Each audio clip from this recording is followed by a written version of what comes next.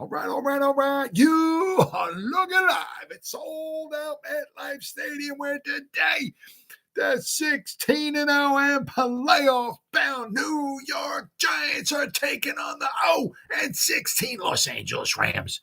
And why are the Los Angeles Rams 0-16?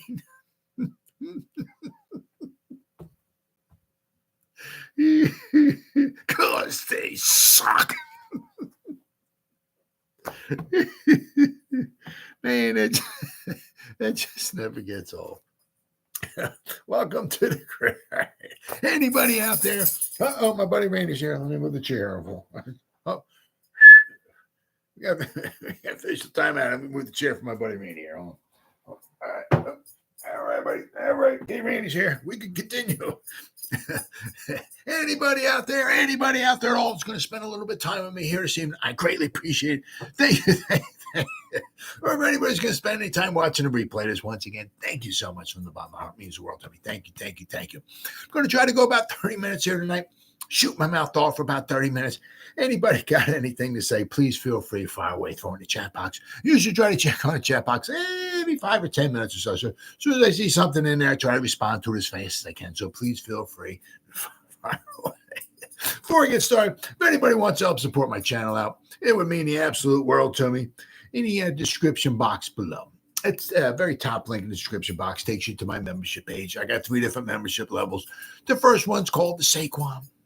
Second membership level I got is called the Lawrence Taylor. And the third membership level I got is called the Gridiron. Each one's got their own little perks to them. So if you want to help support my channel out, it would mean so much to me. And I thank you in advance. Thank you. If you are subscribed to my channel, once again, thank you. I can use all the support I can get, guys. But if not, please go down below, hit the subscribe button, hit that bell icon. That way, next time I go live or if I put a video out, you'll be notified. And it's free of charge, right? What do you got to lose? But if you are subscribed to my channel, thank you. And then finally, also a little ways down, just a little ways down in the description box, there's 2 additional links. The top one's a Facebook link, which I'll go over in just a minute. The one underneath it, I'm an old fart. It's Twitter. It's always been Twitter. It's Twitter today. It'll be Twitter tomorrow. 3 trillion years from now, in my world anyway, it'll be Twitter. Whatever letter of the alphabet Elon Musk wants to call it, that's on him. I'm not calling that. It's Twitter. I got a Twitter account. I try to put Giants-related stuff, of course, every day in my Twitter account. If you follow me on Twitter, I will follow you back. That's a promise. And then the link just above it. It takes you to my Facebook group. It's called the New York Giants, the Gridiron. We just reached the 7,500 member mark. It's doing simply marvelous, might I add. Basically, if I'm alive and breathing, and if I have internet access, I'm putting stuff in this group darn near 365. And not only do I put stuff in here, but members post stuff in here as well, too.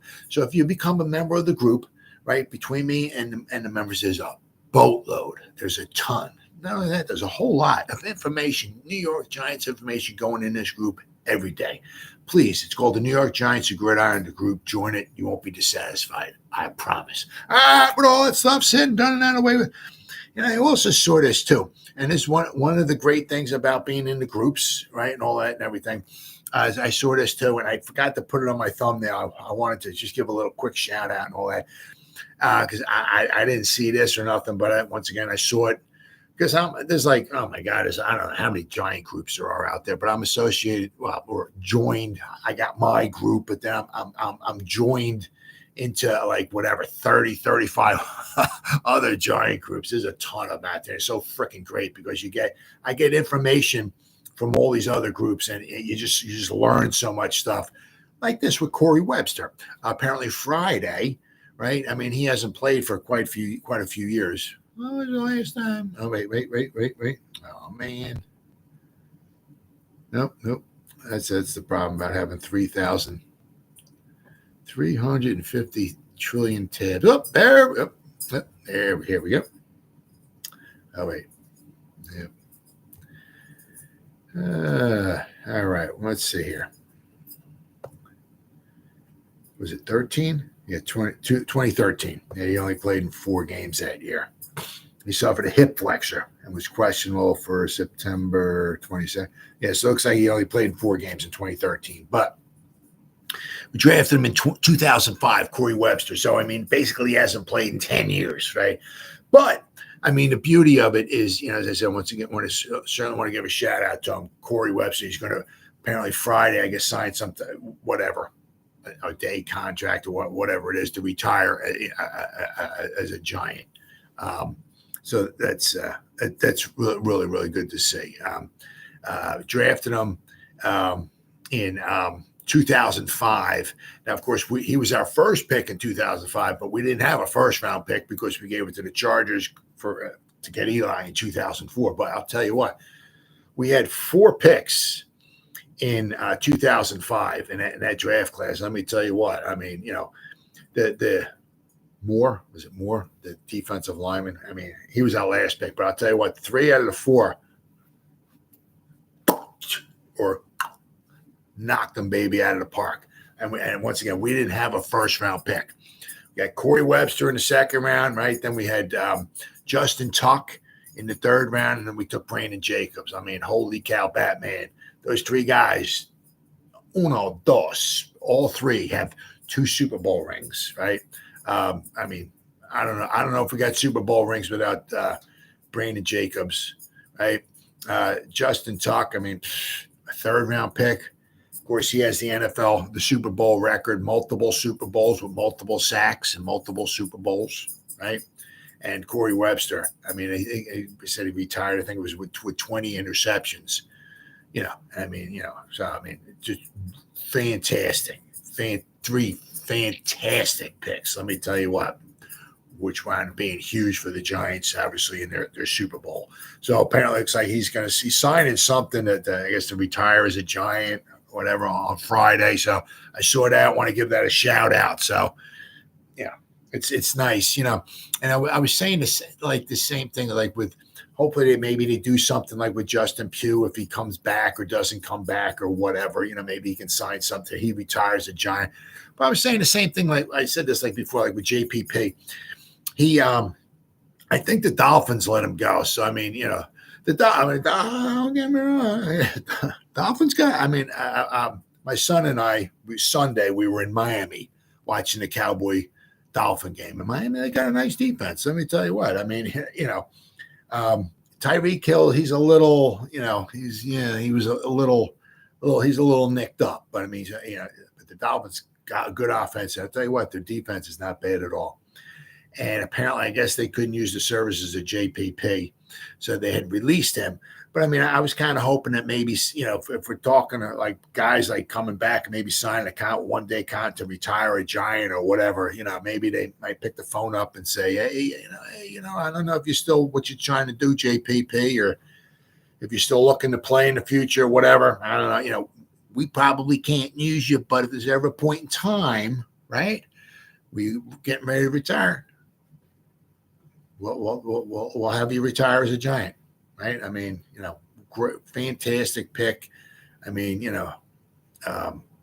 unfortunately, we, didn't keep him around, his entire career or whatever. But, I mean, I'd love to see that guy retire as a Giant as well, too. I mean, what a freakish athlete that guy was. Oh, my goodness. But anyway, got Tyrod. So Dable made the choice. We got Tyrod going forward. I mean, I guess. Well, he's starting against the Rams now. Obviously, it didn't mean he was going to be starting against the Eagles, but we'll have to wait and see.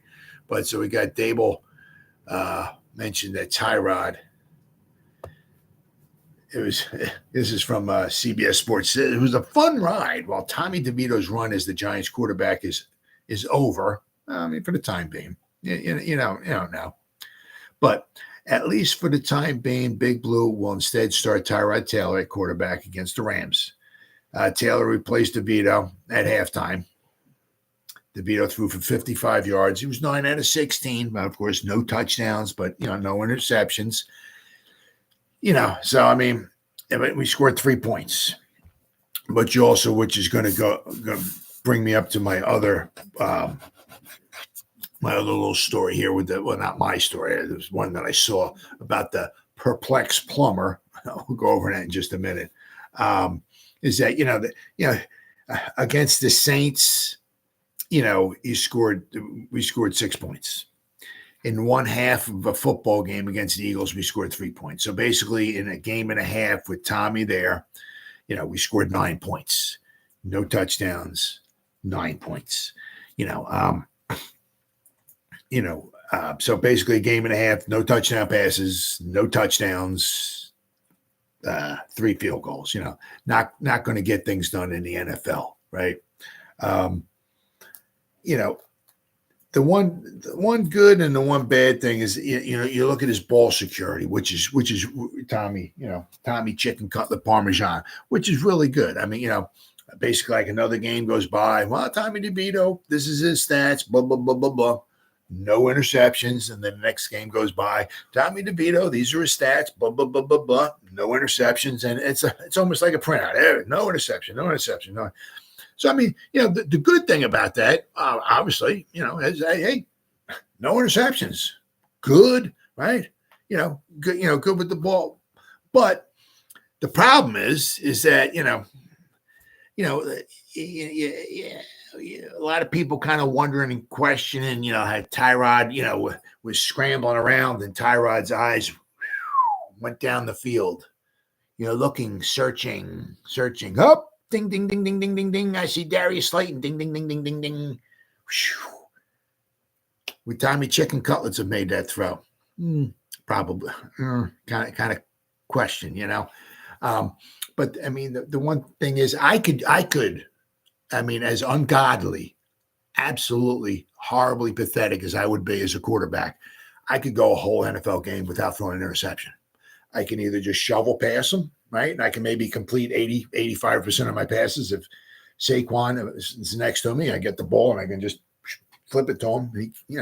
My passing completion would be off the charts, right? If I didn't want to throw any interceptions, I'd just get the ball just thrown into the ground every time.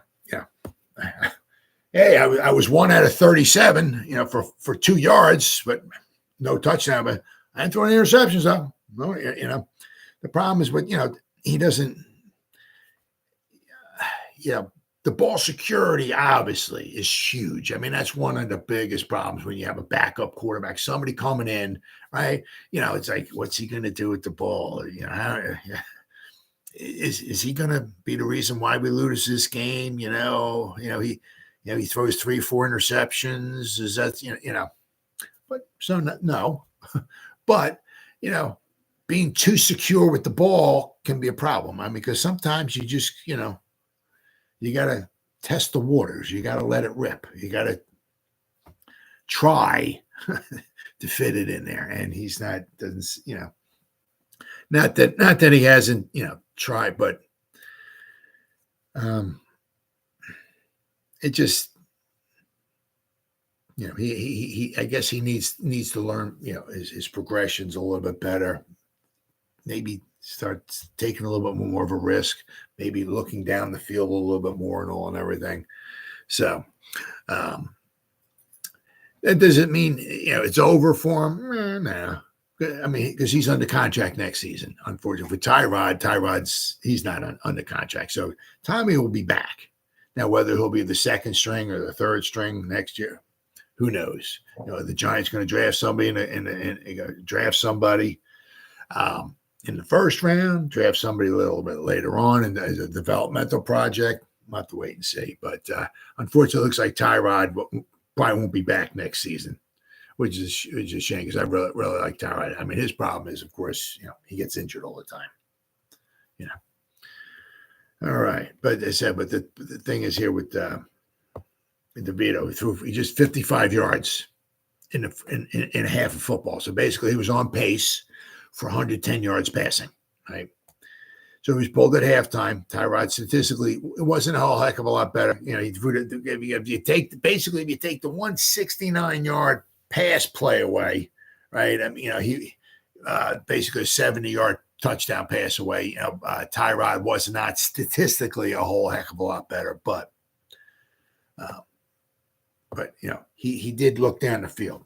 So DeVito looks like he had 8 touchdown passes and 3 interceptions. 63.6% completion, for 1,087 yards, 8 touchdown passes, 3 interceptions. Right. Now, I mean, you also got to look at it too. You know, right? I mean, we don't have the greatest offensive line in the world, right? We don't have the greatest offensive weapons in the world either. Makes you, once again, makes you kind of think, how much better he would be if we had a better offensive line, maybe better coaching, better scheme, right? And if we had some better weapons out there, what Tommy DeVito might want. But then again, we're saying the same thing with Daniel Jones, too. So, but let's see. So Tyrod will look going forward. Will at least be the quarterback for this game coming up against the Rams. Now, the Rams, they put up some points, so the Giants could have their hands full without question. Let's see. It says the Giants 5-10 made things interesting in recent weeks before its recent losing skid knocked them out of playoff contention. Injuries, including a season-ending injury to Daniel Jones on November 9th, have played a big role in the Giants' disappointing season. Absolutely.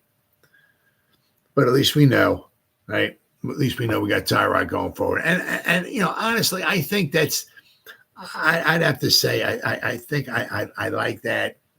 I like that. That's not a bad decision because honestly, I think Tyrod gives you the better chance to win. You want to see because there's this. What do you do? Give Tyrod every snap he gets out there is extremely valuable. Extremely valuable. Now, do you want to give that to somebody who's going to be here next year, or do you want to give it to the snaps and the starts and all that to somebody who's not going to be here next year? Because these snaps are valuable, extremely valuable, especially somebody who might be your backup quarterback, possibly for the foreseeable future. Who knows? But I believe that, Tyrod, gives the Giants the best chance for victories. And it's also, important too, because, that you want to see what the other, like the receivers and all, what can they do? Can we get Hyatt who more involved, right? Now if you have Tyrod back there, let's see, can Wandale keep it up?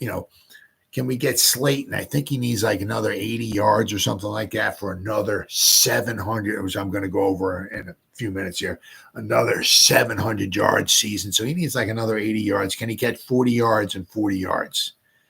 Right, 40 yards against the Rams, 40 yards against, get another 700-yard season for him. So I think, you want to see some development also with some of these wide receivers as well, too. And, you the chances of, and let's not forget about Saquon, right? A better passing game possibly helps open up the running game. And of course, let's see can we get Saquon with another 1,000 yards rushing, right? It's a theory of relativity. Obviously, the passing game helps the running game, a good running game, so a good offensive line, good play, everything helps everything, right? So it's not so much, let's just get development. Can we get development of the one player?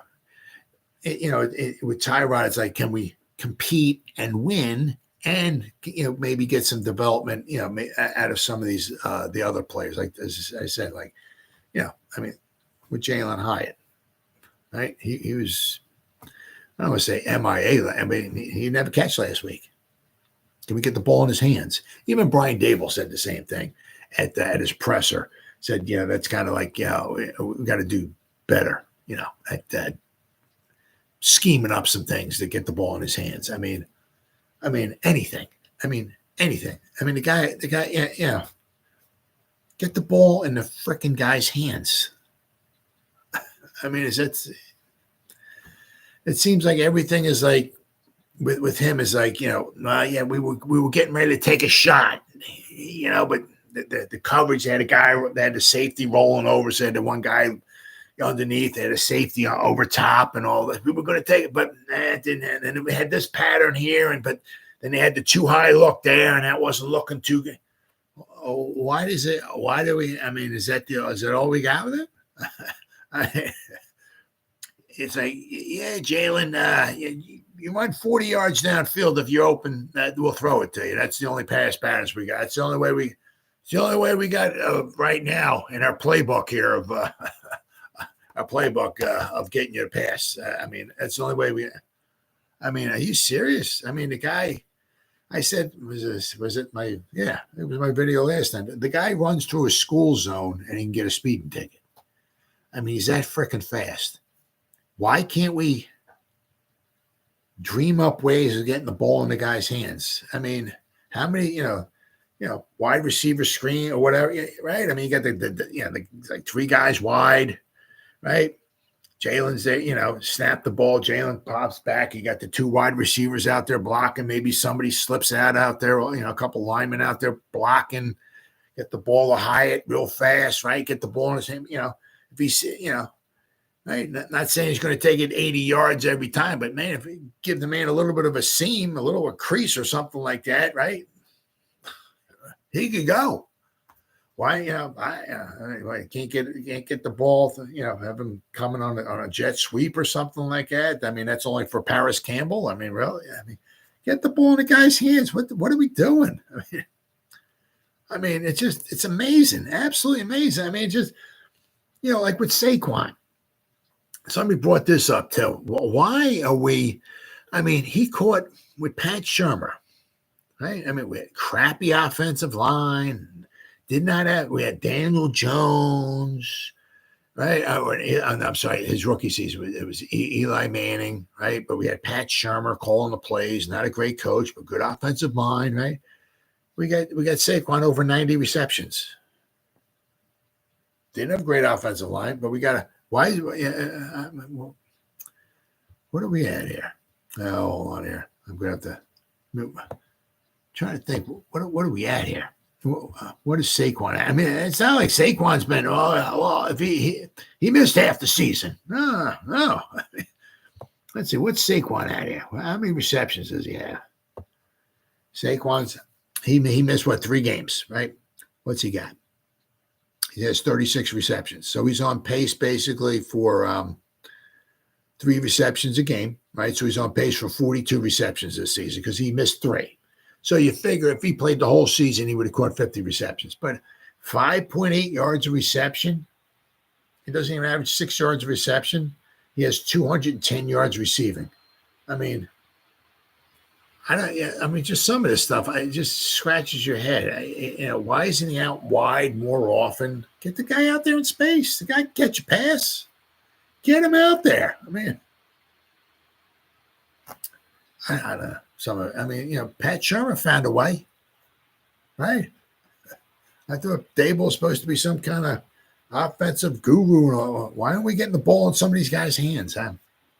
It is what it is. But all right, the injury list. Okay, well, I don't know. It's starting to get a little extensive here. Guys who did not practice: Dante Banks with his shoulder.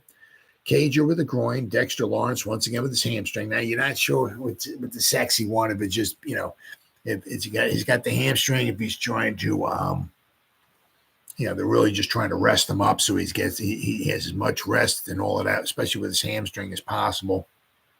Going into this game on Sunday against the Rams. So once again, the problem is, we got Sexy is injured. A'Shawn Robinson's injured. Nunez Roches is injured. So we got 3 of our defensive tackles, our 3 best defensive tackles, because Leo the Lion is now with Seattle. So our 3 best defensive linemen are all banged up, right? And you got DJ Davidson and Jordan Riley in there. They're trying their hearts out and all that, but they're not that good, right? Then, of course, we have limited participation with Saquon. He has an elbow. He'll be good to go. Ben Bredesen with a quad. The Scottish Hammer, a left groin and a knee. He's got the combo pack. Adoree Jackson with an ankle. Justin Pugh with an elbow. Wando Robinson with a quad. John Michael Schmitz with his shoulder. And Darren Waller with a knee. And, I'm sure we have given him some time off as well, too, just because you don't want to aggravate his hamstring. But so the it's getting a little extensive, the injury list. Let's see. This is Big Blue View. The New York Giants posted a lengthy injury report on Wednesday as they begin practices for Sunday's game against the Rams. Excuse me. The Giants held a walkthrough, so practice statuses are projections. Among players who did not practice, cornerback Banks. I left Sunday's game in the second half against the Eagles. That didn't help us. A long list of Giants were designated as limited. Perhaps the biggest concern is for punter Jamie Gillen, dealing with his left groin and knee injuries. 4 of the 5 starting offensive linemen, the exception of Andrew Thomas, are on the injury report too. All right. Yay. Unbelievable. Absolutely. So we got John Michael Schmitz, Pugh, and Bredesen. I'm not sure. It says 4 out of the 5. I'm not sure who the other one is. I mean, I don't know if Tyree Phil. Oh. I guess they're talking about Evan Neal, I guess. So talking about that, let's go over Evan Neal. He said here it said he might need off-season ankle surgery, and of course I'm just listening to Dable, excuse me, at his presser today. It sounds like he's going to need maybe some type of surgery. I don't know if it's going to be on both ankles, one ankle, or what. But so he's missed. Let's see here. After the season's over, there'll be 34 games he could have played in. He's played in 20 of his 34 games. So he's missed 14 games. He's missed 14. He's only played in 20. I mean, these stats are just absolutely horrible. Makes you kind of wonder, how much of it is him, how much it is maybe the scheme. Ask him what, how much is the coaching, how much is just the injuries.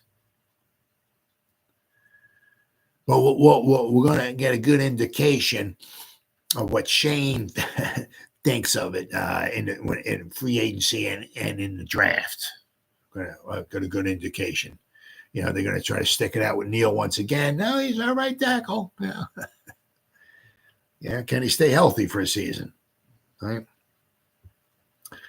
But these numbers are just unbelievable. I mean, I don't even. Honestly, I don't even know. I mean, I haven't looked at Eric Flowers' number, but I mean, we're talking like basically. Let's see here. Now that we're on the subject, let's take a look here. Let me see here. Let me pop up Eric Flowers' numbers here. I'm kind of anxious now, man. Kind of anxious to see. All right, let's see here. NFL. Let's go back to 2018. Try that. Okay, we'll go Eric Flowers. Pop up. NFL. Eric.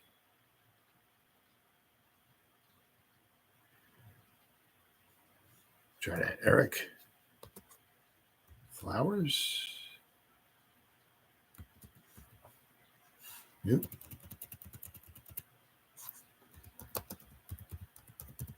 I'm very anxious to see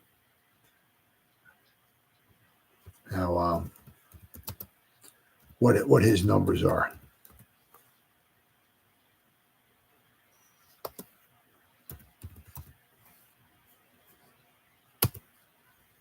Aha, that's why. Okay. I'm spelling it wrong. ERECKFL. Okay, I know it was a bit weird. Okay. I had EREK. I forgot the C. Okay, Eric Flowers. Let's go back to his rookie season here. 2015 with the Giants. Eric Flowers. I mean,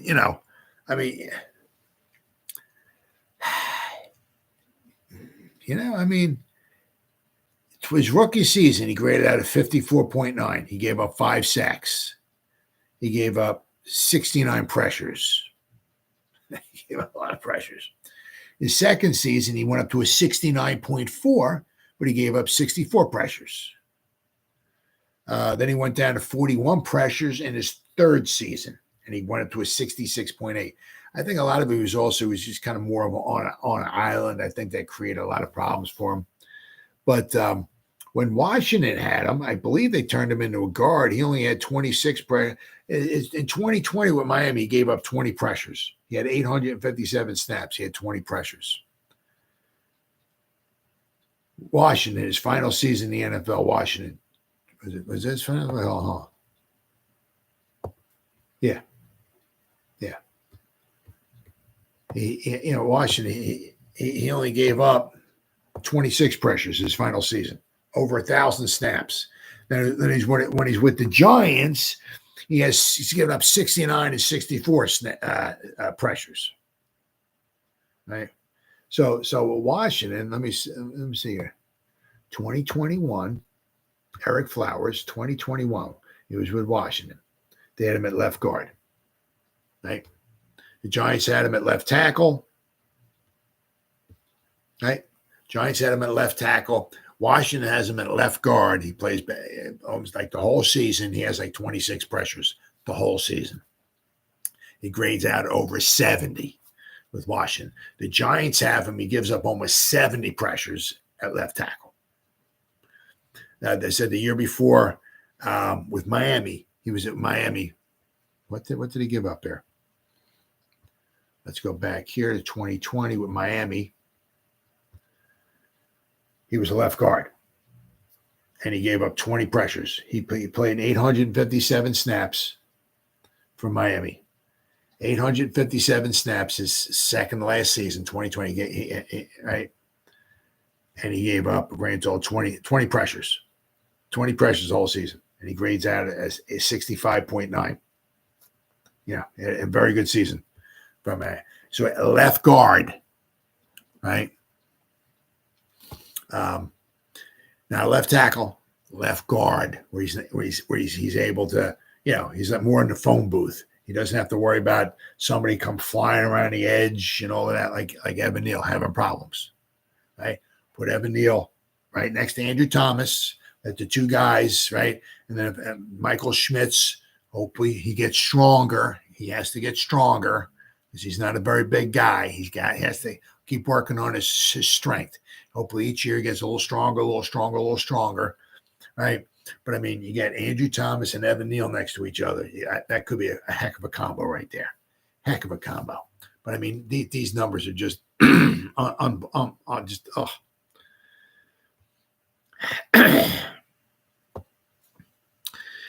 Neal, another 7 overall pick, had a miserable rookie season for the Giants at right tackle. He ended up as the lowest graded tackle among 57 qualifiers, the lowest graded in Pro Football Focus grading system. And his 52 pressures allowed was third most among NFL tackles. His second season wasn't any better. Among 92 qualifiers who have played at least 210 snaps, because, Neal did not play that many snaps. So among 92 qualifiers who played at least 210 snaps, PFF ranks Evan Neal number 87 out of 92. His overall grade was a 41.8 in 2022. It was a 39.8 this season. And his pass block efficiency rating was a 94 and 94.4. Were almost identical. Along the way, Neal had an outburst against the fans, which was not very good. The Giants have given up 77 sacks, 16 more than any other team. Left tackle Andrew Thomas and center John Michael Schmitz are building blocks, but there are questions about every other offensive line on the roster, including Neal. Absolutely. But I mean, it's just absolutely atrocious, his numbers. Now, to be fair, I said last season, his knee was injured. He came back. He did not look the same, right? Obviously, that's not helping. But even when he was healthy, were the times? Don't get me wrong. It wasn't like every play. Oh my God, Evan Neal's hard. Not every. Of course, he had some good plays, and especially maybe run blocking and all. But I mean, how many games when he was healthy was like, that guy? I'll tell you what, he looks pretty good. That guy looks, This is pick 7. Pick 7, okay? Should look pretty good. Should look pretty special, right? And I get it, he's only played in 20 games, and a lot of times when he played, he was injured. But, I mean, his numbers are absolutely atrocious. Absolutely atrocious. I mean, Eric Flowers picked 9. Right? This guy's picked 7. Also heard, too, that, when one of the things that, it goes both ways, right? You can ride the fence on this one and go both ways. When you're doing a rebuild and you have pick number 5 and pick number 7, right? You need impact players, right? So pick 5 and pick 7, if you hit on them, those are 2 impact players for you. So in one draft, you get 2 impact players. That's huge. And of course, then you got your second round picks and all that. You can maybe pick up another really good impactful player or what, Then the other way of looking at it too is you get your pick 5, or maybe you take one of those picks, you trade back if somebody wants to jump up and swap pick 5 or something like, which might possibly happen maybe this year with the Giants. Say the Giants are picking 5. What they're picking at right now. Just say they're picking 5. In a quarterback class that this one is, right? Don't you think maybe one of the teams, maybe a little farther back, might want to jump up, or somebody might want to trade with the Giants? Giants trade back like what they did with the Bears, right? And pick somebody good though instead of Kadarius Toney, right? But I mean, you trade back. Maybe you can pick up an additional first rounder for the next season or something like that. Would be huge. That way, you get a first rounder this season, get an additional first rounder. What I mean, collect some draft picks. Because when you're rebuilding a roster, right, and next season we're not going to have a boatload of salary cap. 2 years from now we'll have some good salary cap, but next year we're not going to have a boatload of salary cap, right? So, nothing would be. We got to have 2 second rounders next season. If we could trade back and maybe pick up another first rounder or a second rounder for the next season or something, or pick up a second rounder for next season, have 3 second round picks. I mean. That would be huge. So, I mean, that's something that obviously Shane's got to consider as well, too. If somebody wants to move up with the Giants, it's got to work out. It just can't be, okay, yeah, we'll move back from number 5 to number 19, and you can give us a 4th round. We'll give you let's just take a 4th round. No, it's got to work out. I mean, it's got to be, worth the price to move back. But I mean, if it makes sense for both teams, so one team moving up, and it's like, we're going to move back, like say 7 or 8 spots, we pick up their first rounder this year. Maybe if somebody's going into the top 5, but maybe we pick up this first rounder for the next season or something like that. Right? I mean, said that way, maybe we'll have a first rounder this season with 2 second rounders this year. And then next year, maybe, we have maybe a second round, we might have 2 firsts. I mean, that would be huge. You can get like 6 picks in the top 2 rounds in 2 drafts. I mean, that would be fantastic. So that's something, obviously, Shane's got to consider. But obviously, another one of the things he's got to consider, too, is moving Evan Neal inside. I mean, these numbers are just absolutely atrocious. I mean, it's like, okay, we understand he didn't play a lot this season. He was injured, blah, blah, blah, blah, blah. I mean, it's like, okay, well, we'll wait for next year, and we'll evaluate him next year. And what if he gets injured again next year, right? Oh, well, we'll wait for his 4th season, and then we'll see what he does. And what if he gets injured? As Jimmy Johnson said, injured players get injured. If you're waiting, the guy's missed 14 games his first 2 years. If you're going to wait around year in and year out for this guy to stay healthy all one season, you might be waiting a long, long time. I mean, so now you got the 2 things, right? You got the one thing is like, is this guy good enough at right tackle? And the other thing, can this guy actually stay healthy? Right? Because he hasn't done it yet. He's 0 for 2. 0 for 3, that's a strikeout. Right? All right, then we got I just want to bring this up, the Perplexed Plumber, which of course goes like kind of like a little hand in hand. That was what I was talking about with Tommy Chicken Cutlets being benched. Well, his father, kind of, and it says in this story, one of the things is, kind of in a way, turn into some things. Sometimes can turn into more or less like a circus when you get parents and stuff involved. in the life and times of one of your players, when you're spending like more time paying more attention to the parents and the reaction of the parents, or getting articles written about what the parents were saying and stuff like that. It can be a little bit of a sideshow. But Tommy Chicken Cutlet Parmigiana, hold the vodka sauce on the side. His father, a plumber, was a little perplexed as to why he got benched. Tommy DeVito has become quite a story in his home state of New Jersey, having climbed from nowhere, New Jersey, to becoming a folk hero as the team's number one quarterback. Well, for the time being, not no more. But that all came crashing down, at least temporarily, on Christmas Day in their loss to the Eagles. The kid got benched in favor of Tyrod Taylor. And Tommy DeVito Sr. doesn't get it. I thought he was hurt, maybe, DeVito's father said to the Post. Maybe something happened. He usually, in the past, would text me at halftime if he's hurt or something. So I didn't get anything like that. Then I just heard it like you guys did from the sideline reporter, said coach's decision. It seems to have occurred to Dad that the lowly Giants were in the process of getting crushed by the playoff-bound Eagles before the Eagles almost stumbled as Taylor helped the Giants make it a nail-biter. I guess the offense wasn't doing much, so they tried something else, Dad said. Yeah. And yes, that's pretty much the deal. Yep. DeVito completed 9 of 16 passes for 55 yards before being benched. Once again, 55 yards and 55 yards would be 110, at that rate, would be 110 yards passing in a game.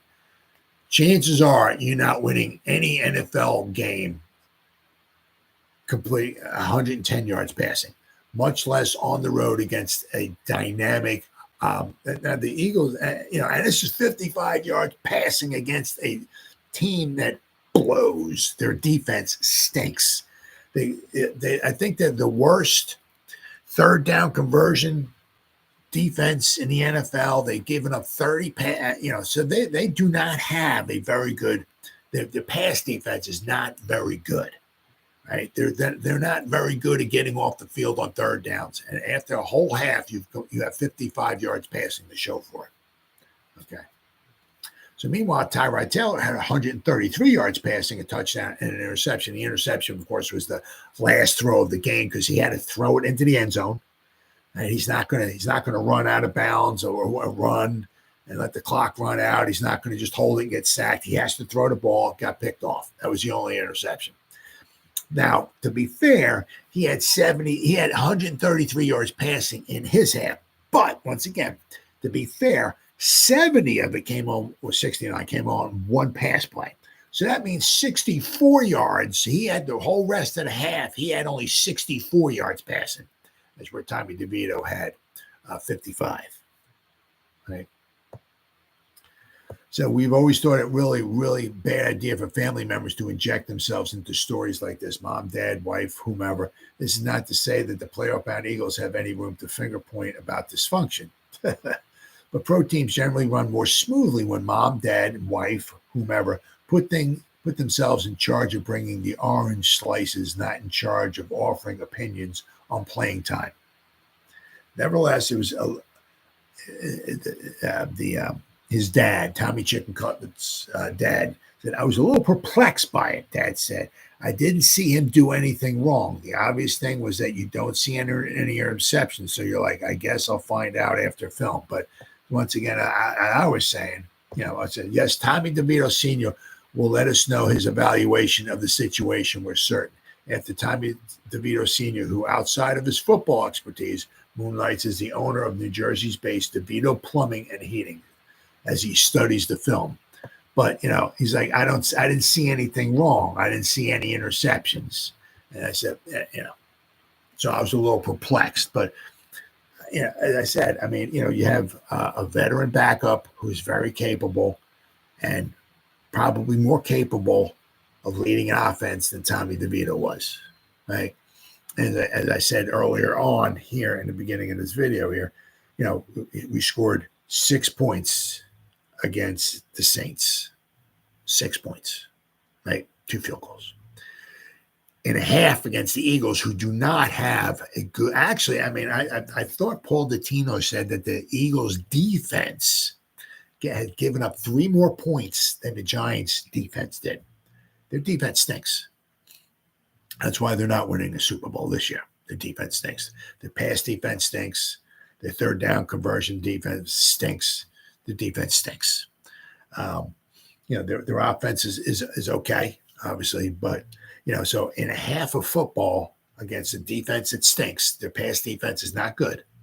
Yeah, they scored 3 points. So in a game and a half, Tommy DeVito's leading the Giants' offense. They've scored 9 points in a game and a half.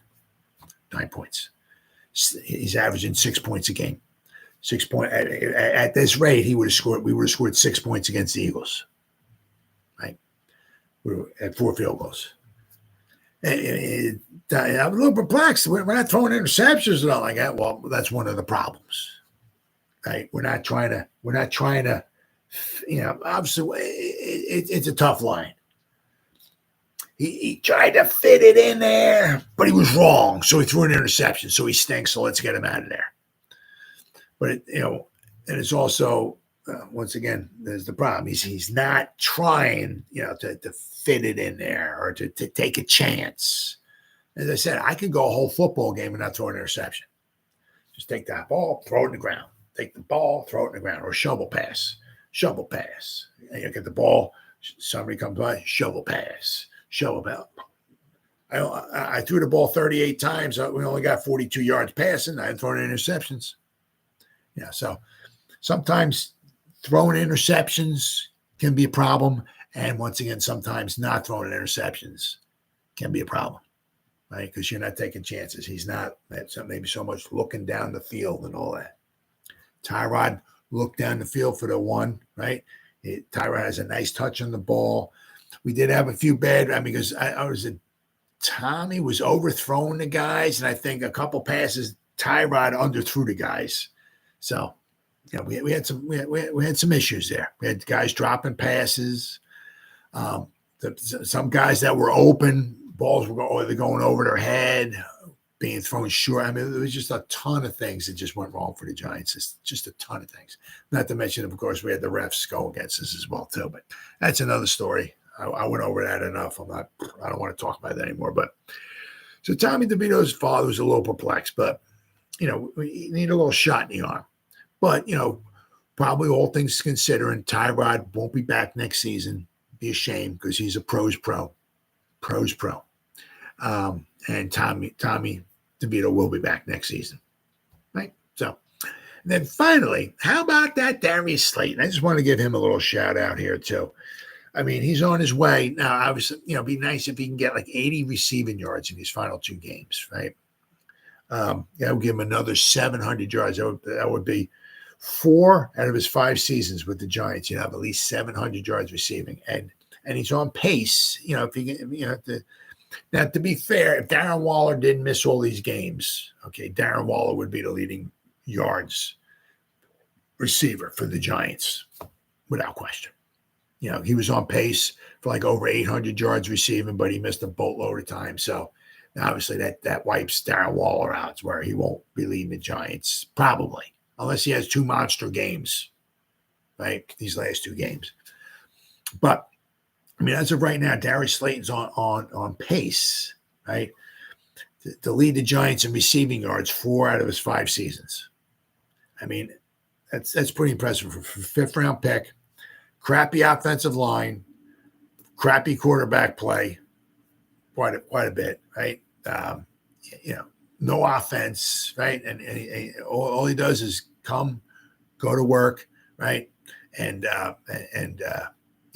year in and year out, he's leaving quite possibly 4 out of 5 seasons for a 5th round pick, leading the Giants in receiving yards. That's pretty damn impressive.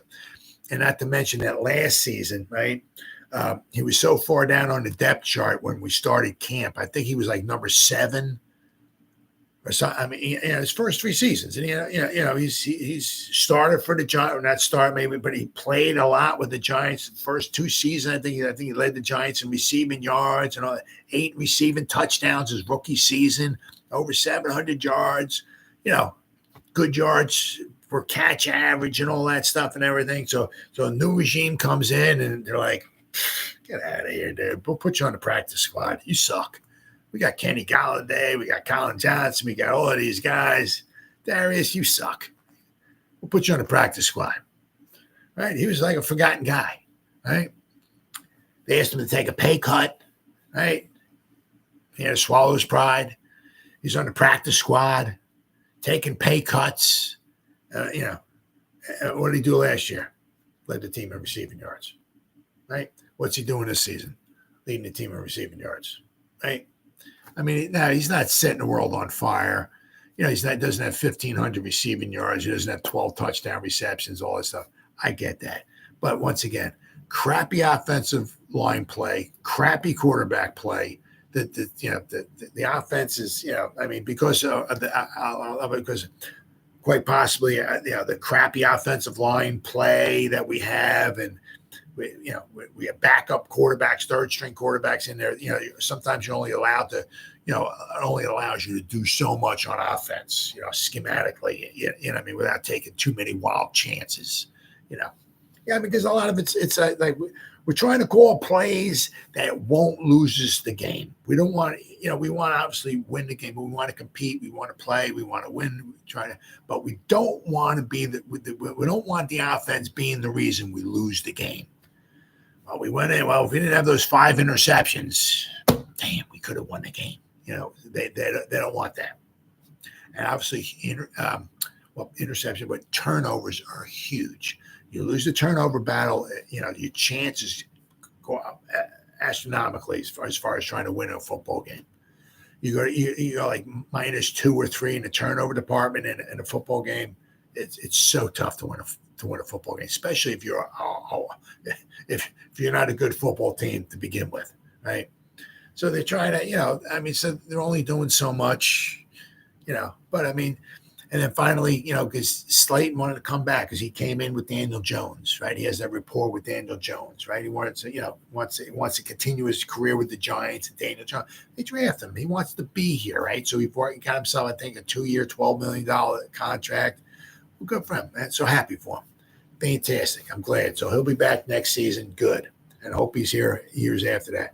The man's still got the speed, still fast. And man, it'd be so nice if one of these freaking years we could actually, open stuff up, get a good offensive line going in there, get the ball flying all over the field and everything. Man, But I just want to give a shout out to Darius Slayton. Right? He had that great Tyrod, good pass, but the touchdown reception really helped spark some life into the Giants this game against the Eagles. And I just want to give him a shout out because I said, you had a new regime coming in, right? Put him on, I think, pretty much the practice squad, right? They asked him to take a pay cut. He swallowed his pride, took a pay cut, right?